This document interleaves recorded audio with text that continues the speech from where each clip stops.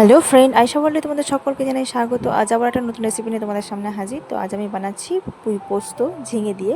তো তার আগে আমি প্রথমেই পোস্ত ভিজিয়ে রেখেছি। এবারে পুঁই শাকটা আর ঝিঙেটা আমি ভালো করে ধুয়ে কেটে নিয়েছি। এবারে একটা পাত্রের মধ্যে ওটা লবণ দিয়ে ঢাকনা দিয়ে সেদ্ধ করতে দেবো। শাকটা আমার সেদ্ধ হয়ে গেছে দেখুন খুব ভালো মতো।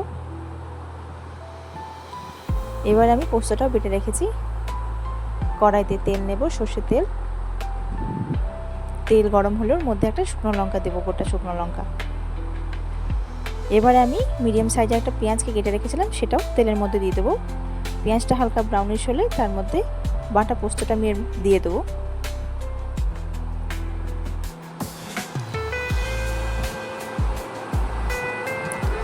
এবারে পোস্ত আর পেঁয়াজটা কিছুক্ষণ ভেজে নেবো একসঙ্গে। পোস্তর যে কাঁচা গন্ধটা থাকে সেটা চলে যাওয়ার পরে আমি এর মধ্যে সেদ্ধ করা শাকটা অ্যাড করব। এবার পোস্ত আর শাক কিছুক্ষণ ধরে একসঙ্গে কষাতে থাকবো জল না দিয়ে। পরে আমি শাক সেদ্ধ করার যে জলটা রেখেছিলাম ওটা আলাদা করে সরিয়ে রেখেছিলাম, সেই শাকের জলটা আমি এর মধ্যে দিয়ে দেবো, কারণ ওর মধ্যে লবণও ছিল। আমি এক্সট্রা করে আর লবণ দেব না।